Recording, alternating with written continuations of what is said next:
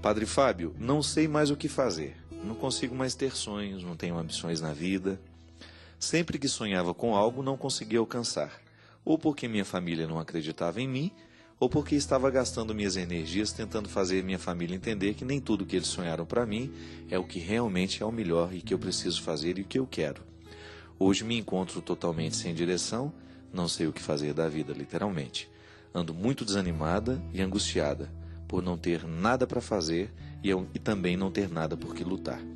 Não tenho mais sonhos e isso me deixa muito triste. O que faço? É a Paula de Vitória. Sabe que uma coisa interessante? Se a pessoa reconhece, isso já é um caminho para melhorar. Já começou a entrar na realidade, né? Isso é tão legal.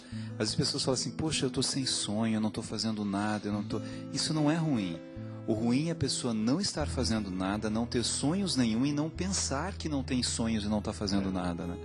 Eu acho que esse é um caminho bacana para a pessoa redescobrir dentro dela mesma essa capacidade de reinvenção, né? É uma coisa assim que Lacan falava dessa criança adormecida e que você teria que despertar essa criança de alguma forma. O sentido da criança dentro do ser humano é que ela é o sentido das não amarras, das não máscaras, né? Da capacidade que eu tenho de me emocionar, de chorar. Com o tempo eu vou tendo medo disso. Então, eu tenho medo de me expor, eu tenho medo de chorar, eu tenho medo de falar que eu estou triste, eu tenho medo de querer colo. E aí eu também tenho medo de sonhar. Uma coisa está muito ligada à outra. Pare, esses dias eu estava com umas crianças e aí estava contando histórias, né? Eu li 2 livros meus de criança e aí fui contar uma história, né? Que é a história do caçador e da raposa. E a história é rapidinha. Diz que um caçador tinha morrido a mulher dele e aí ele tinha um bebezinho e ele era muito amigo de uma raposa e a raposa ficava tomando conta do filho dele enquanto ele ia trabalhar e todo dia que ele voltava a raposa recebia ele com um sorriso lindo, né? E ela era muito amiga dele, só que todo mundo falava para ele, você tá louco, raposa, ser amigo de raposa, né? Pode ser amigo de raposa, ela vai comer o seu filho. Não vai, é minha amiga.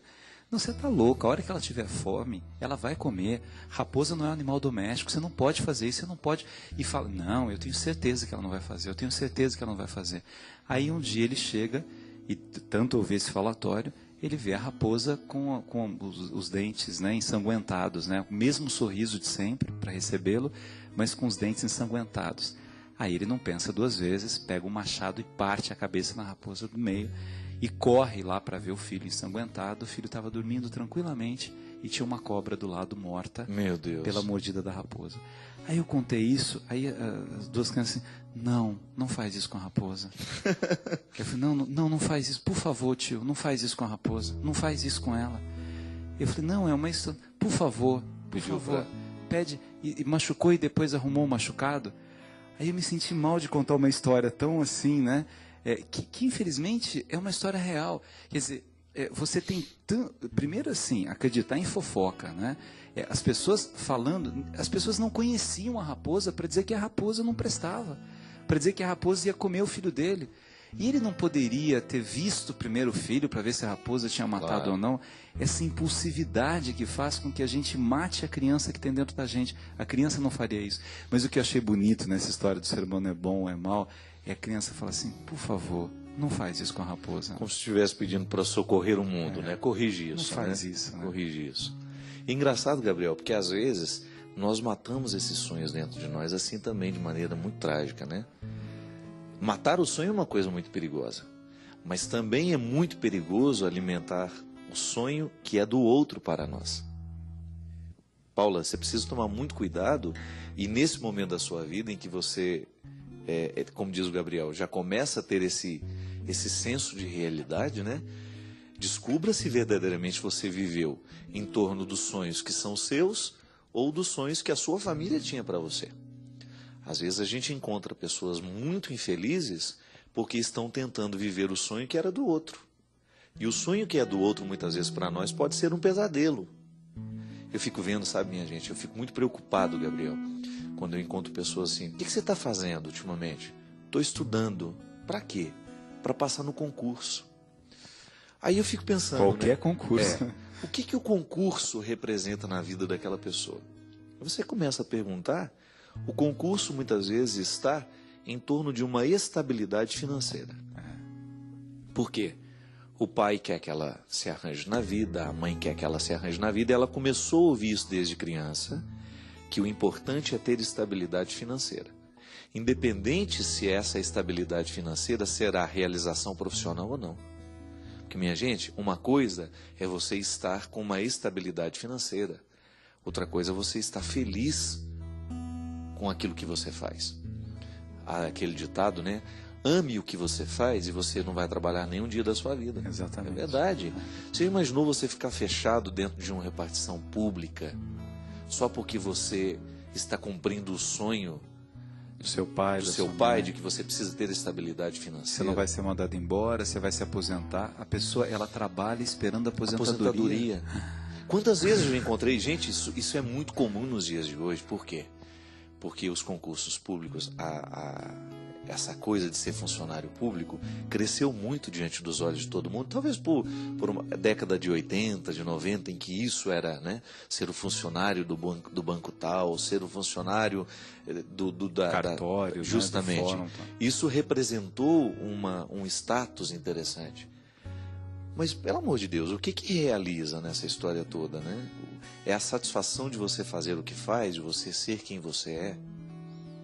Porque às vezes você tem pessoas que fazem o processo contrário, né? Saem da estabilidade para ir viver a verdadeira realização. Eu tenho um exemplo de pessoas assim. E que viveram um engano durante muito tempo, porque estava fazendo justamente isso. Batendo cartão num sonho que não era dele. Ele estava cumprindo um papel para o qual não havia sido escrito. Então é muito complicado isso. Eu dou aula em 2 faculdades de Direito, né, padre? Como eu vejo isso com os alunos? Alunos de Direito fazem concursos para juiz, para promotor. É lindo ser juiz, é lindo ser promotor, é lindo ser delegado, desde que você goste que esse ofício te diga alguma coisa. Aí você pergunta para o aluno, né, se você pretende seguir a carreira de... Não, você é juiz, né? Por quê? Sonho do meu pai, né? É o sonho do meu pai. Sonho do seu pai. E não é o seu sonho. Não é o seu sonho. Pô, meu sonho não é nem fazer direito, meu sonho é desenhar, né? Nossa, mas que lindo o seu sonho de desenhar. Ai, professor, nem falar isso para não bagunçar minha cabeça, né? No fundo, assim, a pessoa ela vai vivendo o sonho de uma outra pessoa. É. Ou aquelas pessoas que teimam em não ter aspiração. Então, eu me lembro que uma vez fez uma dinâmica lá, porque aspiração é uma palavra aristotélica, um conceito aristotélico, né? Aristóteles dizia que a gente tem desejos, escolhas, mas uma grande aspiração. E eu tentava ajudá-los a perceber qual era a aspiração da vida. Aí uma menina falou assim, até de propósito, fazia para chamar a atenção. Eu não tenho aspiração e não quero ter. Nenhuma aspiração, nenhuma. Mas será que umazinha assim... Eu não tenho aspiração, só tenho um aspirador. Só tem aspirador. Nenhuma, né? Eu falei, a sua vida tanto faz. Eu falei, você gostaria de ficar doente? Não, doente não. Eu falei, então você já tem uma aspiração. É não ficar doente. Olha que coisa interessante. Se a aspiração para você não ficar doente, é que você acha que a doença não é uma coisa tão legal. Se não é para você, não é legal para o outro. Talvez você E aí você vai tentando ajudar a pessoa a perceber que tem uma aspiração dentro dela. Todo mundo tem. Só que ela está ali, né? Foi aspirada. Eu tenho uma história muito interessante. Passou pela minha vida. Uma vez eu conheci em Campina Grande um rapaz chamado Gustavo Floresta. Um garoto extremamente inteligente, um rapaz bonito, assim, cheio de sonhos, cheio de coisas, né? E eu, aos poucos, fui me aproximando do Gustavo até o momento em que ele veio trabalhar com a gente. Ele trabalhou na equipe da Talentos durante um tempo, sendo meu assessor. E eu percebi que o Gustavo não tinha nascido para ser meu assessor, que aquela passagem pela minha vida era muito transitória, era muito temporária. E eu não sabia bem ao certo qual seria o meu papel na vida do Gustavo, mas eu sabia que por acaso ele não estava ali. E o Gustavo veio, ele já estava quase que se mudando para Taubaté, para trabalhar diretamente com a gente. E o Gustavo era um desses meninos, assim, não com essa história toda, assim, né? Ele faz um curso de Direito, é um garoto muito inteligente, ele realmente gosta do Direito, mas toda vez que eu perguntava para ele o que ele queria fazer, ele respondia que ele queria fazer concurso. Eu falei, mas Gustavo, você precisa pensar um pouco além do concurso, né? E então, Gabriel, eu convidei, um dia eu vi umas fotografias do Gustavo, aí que eu cheguei à conclusão que aquele rapaz não tinha nascido para ser servidor público. A fotografia dele, o olhar dele é tão sensível que ele precisava especializar aquilo. porque a fotografia é isso, né? Um olhar sensível sobre o mundo, né? E aí eu falei para ele, não, pelo amor de Deus, você vai, ainda que você decida ser um servidor público, você vai ser fotógrafo também. E aí ele já estava com todos aqueles, e incentivei ele ainda mais, e eu convidei para ele fazer as fotos do meu CD, Enredos de um Povo Simples. Todas aquelas fotos que estão lá são fotografias do Gustavo Flores, um menino muito novo, que na época veio, fez, e ele ficou assim muito entusiasmado por assumir um projeto que seria nacional.